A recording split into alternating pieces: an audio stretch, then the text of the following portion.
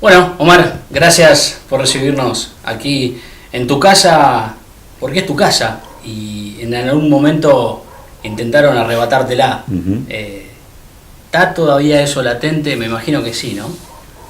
Sí, primero hay un viejo dirigente sindical de nuestra actividad que se fue hace poquito, Gallego García, que siempre en los plenarios, en las asambleas le decía a los pibes: el sindicato es tu segunda casa, pibes, no te olvides nunca. Así que eso que me decís de segunda casa me suena muy fuerte, porque creo en eso. Creo que la organización, como decía Juan Perón, no solamente de derecho natural, sino que es de carácter permanente, como la familia, decía el general. Con respecto a la intervención y todo lo que vivimos, fue muy duro, fue durísimo, porque siempre digo, después que te enfrentás a Clarín, cualquier enemigo es chico. Y nosotros teníamos una causa que arrastramos el 2013, donde un grupo de compañeros no dieron la pelea sindical. Acá siempre en este gremio, si hay algo que caracteriza a Canillita, siempre hay listas en cualquier elección. Esos compañeros no entendieron que en la organización sindical se gana y se pierde. Te lo dice alguien que fue 20 años opositor, que perdí más elecciones que Lulet y un día ganamos. Lo malo de eso fue que los compañeros llevaron el tema a la justicia en una asamblea que fue muy cuestionada por ellos, que en realidad ese mamarracho jurídico duró 35 días. Ya en el gobierno de Macri, el macrismo aprovechó esa causa en esa persecución que tenía con las organizaciones sindicales, donde el gobierno macrista creía que el mejor sindicato era el más débil, o si era posible que no existía. Por eso tantas intervenciones, persecuciones, procesamientos. Y una causa que estaba prescripta, le cambiaron la carátula, postergaron la prescripción y pasamos de imputado a procesado, y de procesado a intervenido, y de intervenido a desalojado de la organización sindical. En el 2017 fue la intervención. Pasaron dos cosas importantes. La primera, que 48 horas antes yo había expresado que iba a apoyar la candidatura a senadora de Cristina Fernández de Kirchner. O casualidad, esto fue un viernes, el lunes a la mañana, estábamos ya en campaña electoral para renovar autoridades, me llaman de acá, de la mesa de entrada, que había 150 gendarmes y 10 carros de asalto que venían a intervenir la organización. Obviamente me vine para acá, era diputado en ese entonces, ni siquiera me dejaron utilizar los fueros, no pude hablar con los colegas de ustedes, con la prensa. Bueno, pero eso fue tal el dislate que cometieron que a los 35 días la misma Cámara de la Justicia Federal y Penal, ante una exposición mía voluntaria, levantó inmediatamente la medida, nos restituyó al sindicato, después siguió la causa y finalmente la causa terminamos libre de culpa y cargo. Pero fue muy duro, es muy feo que vos, los medios de comunicación concentrados, digan que estás atrincherado en tu sindicato, cuando en realidad casi privado de mi libertad, estaba aquí adentro, y te comparan con otros actores y no tenés nada que ver con eso. Fue durísimo, lo dijo un integrante del Consejo Directivo, en ese momento yo era secretario administrativo de CNT en el 2017, dijo: si nosotros hoy no tomamos una medida, todas las 48 horas hubo una reunión del Consejo Directivo, si hoy no tomamos una medida drástica con esto, este es el comienzo de una larga persecución. Y así fue, la CGT no tomó esa medida drástica, entre otras tantas razones fue el motivo porque 10 organizaciones, a mitad del mandato que venció ahora el 22 de agosto de la CGT, no fuimos, en esa diferencia que teníamos en el relacionamiento que había de la CGT con el gobierno de Macri. Así que sí, fue muy duro, muy difícil. Además, yo tengo a mi madre que hoy tiene 94 años, en ese momento tenía 91, y estar mirando por televisión que un periodista de estos nefastos que hay dijera que yo estaba trincherado, te imaginas. Mi mamá a esa edad lo llamó a mi hermano, que estaba en la parada de diario, en nuestra histórica parada de diario frente a Gandulfo, y le dijo: decile a Omar que se entregue, que no se atrinchera. Claro, en la cabeza de ella estaba lo que decía el periodista, no lo que estaba sucediendo. Yo estaba acá rodeado de gendarmes que estuvieron hasta las 10 de la noche, le entregamos todo lo que pidieron se lo entregamos, pero bueno, fueron 35 días, pero quedaron en el recuerdo de nuestra organización como los más difíciles. Cuando semejante enemigo, vos te enterás que opera en la justicia contra un colectivo de trabajadores y trabajadoras, te fortalece. Pero es muy feo pasarlo, porque te señalan, te tratan de instalar la condena social. Y hoy yo siempre digo que en la democracia moderna, cómo se difunde y cómo se informa es central, es estratégico. ¿Y cuál es la intención de un sector de los medios concentrados? El castigo social, la condena social. Porque vos después salís de todo eso, no pudieron probar nada. ¿Crees que también el sindicalismo tiene un error ahí en cuanto a la comunicación y en cuanto a lo que ellos hacen y no se comunica? Sí, siempre lo dije, esta es una autocrítica que me hago y lo hago hacia adentro del Parlamento Obrero, que es la CGT, siempre lo dije. Bueno, de hecho somos muy poquitos los que vamos a los medios, ¿no? Entre los que me cuento. Nosotros cometemos el error garrafal de no transmitir lo que hacemos. Hay una estigmatización sobre el sindicalismo argentino, claramente, sobre un sector de la política, sobre un sector de los medios concentrados de comunicación, que siempre nos ven como los feos, malos y sucios. Fíjate que la organización sindical argentina es de las más respetadas en el mundo. Si vos lees a Perón hay una parte que dice en el 74, dice, hemos logrado una organización sindical casi perfecta. Yo, dice él, que conozco y que he viajado por el mundo, no he visto una organización como la nuestra, que termina siendo un condominio con el poder. ¿Por qué dice todo esto Perón? Porque nuestra organización no es, como vos ves en gran parte del mundo, no digo todo, una organización del conflicto, de que solamente vos discutís las cuestiones salariales y las cuestiones laborales. No. La nuestra es una organización de gestión y administración.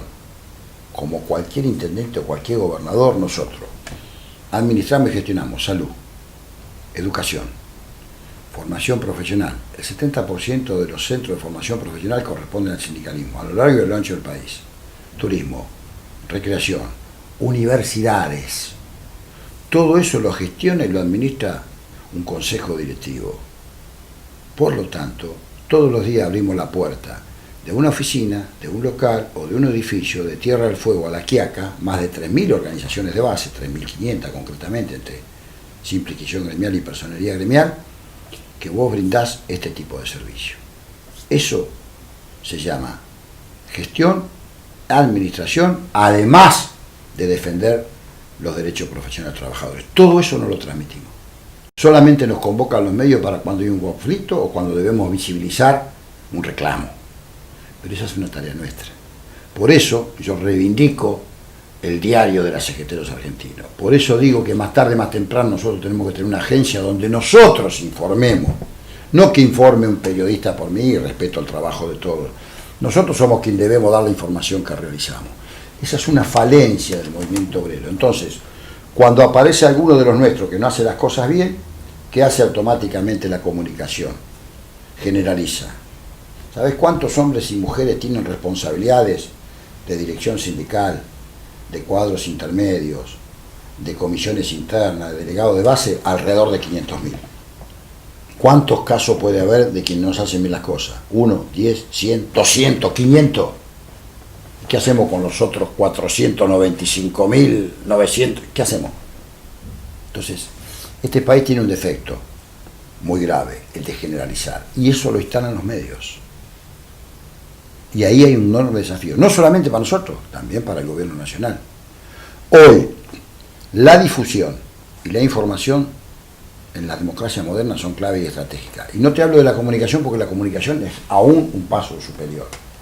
Porque cuando yo te hablo de comunicación te hablo de la fibra óptica. Hoy la fibra óptica, en este mundo del conocimiento, de la inteligencia artificial, es lo que fue el tren para la revolución industrial. Pero eso no se discute. Vivimos la democracia de lo efímero, de lo espontáneo, de lo espasmódico. No hay tiempo para la reflexión, para la idea. Y esto es lo que tenemos que hacer aquellos que nos definimos dentro del campo nacional y popular. Lo urgente le gana a lo importante. Hoy sí, lamentablemente. ¿Creíste en el crecimiento que tuvo finalmente el Frente Sindical allá cuando se formó? Sí, nosotros, esto nace cuando un grupo de organizaciones vimos que en la CGT ya no teníamos más para debatir, era imposible porque había una relación del Consejo Directivo muy fuerte porque gran parte del Consejo Directivo miraba un gobierno del macrismo de 8 años. Nosotros decíamos, por más que se mire 8 años no podemos aceptar que los neoliberales estén 8 años, por lo menos vamos a pelearlo. Ahí vino una gran discusión. De hecho, cuando la reforma laboral, ¿quién la evita? Un grupo de organizaciones dentro de la CGT que damos el paso adelante, conjuntamente, obviamente, con otros sectores del movimiento sindical, entre ellos la CTA, la Corriente.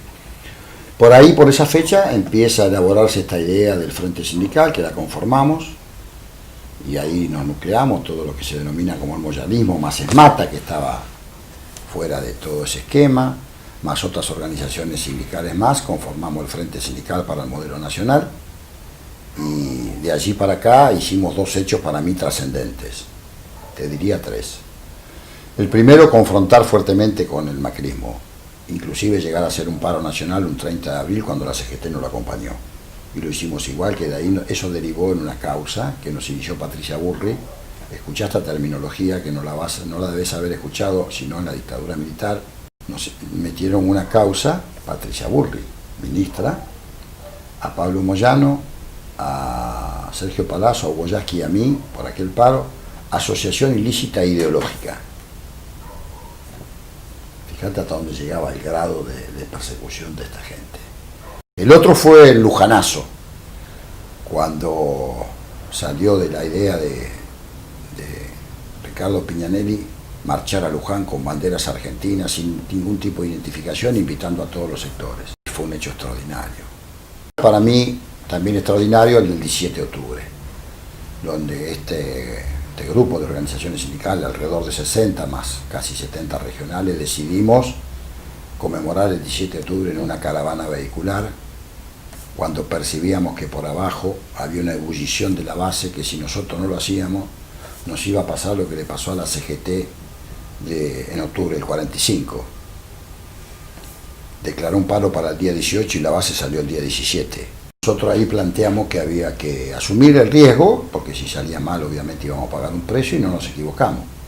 Pero aplicamos aquello que también y magistralmente decía Perón: sensibilidad es base para ver, y nosotros lo hicimos. ¿Cuál es la agenda futuro que en tu visión tiene que tener una confederación general? Volver a tener un programa. Mira, el 27 de septiembre la Confederación General del Trabajo cumplió 90 años, y casi pasó desapercibido, te lo digo con dolor. 90 años de la CGT, no es un día. Y a lo largo de esos 90 años quedaron marcados a fuego. Tuviste 4 grandes programas, el movimiento obrero que todos conocemos: Huerta Grande, La Falda, 1 de mayo del 68 y los 26 puntos de Saúl, Paz, Pan y Trabajo. Todo dirigente habla de la unidad, ¿quién podría estar en contra? Pero la unidad la tenés que fundamentar, ¿sobre la base de qué, para qué, por qué? Y acá es donde digo, primero un programa, es fundamental, y después yo creo que llegó el tiempo de modificar la forma que se eligen las autoridades de la CGT. En este esquema siempre terminan predominando 8 o 10 organizaciones grandes por sobre el conjunto. Ten en cuenta que hay 224 organizaciones confederadas en la CGT, la organización madre de todas las organizaciones, y terminan 10 definiendo por la cantidad de congresales y la manera que se elige el secretariado, terminan definiendo la conformación. Y eso no me parece justo, porque aquí sí apelo a una frase que la tomé de Hugo Moyano: no es lo mismo un sindicato grande que un gran sindicato, son dos cosas distintas. Entonces yo aspiro y espero que en algún momento podamos discutir esto, y que también haya un recambio, y generacional mucho mejor, porque hay dirigentes que promedian los 50 años, que son excelentes dirigentes. Perón decía: todo dirigente lleva el bastón de mariscal. Todos tenemos esa situación de decir, che, ¿quién no le gustaría estar al frente de la CGT? Pero yo creo que tiene que haber una generación de 50 años, desde mi mirada, que podría asumir tranquilamente esa responsabilidad, apoyada por el conjunto de organizaciones, sin prescindir del Consejo de Ancianos, que es la institución más vieja de la humanidad. Ya hablando de vos un poco como dirigente, como militante, ¿tenés algún pendiente? Siempre te queda algún pendiente en la vida.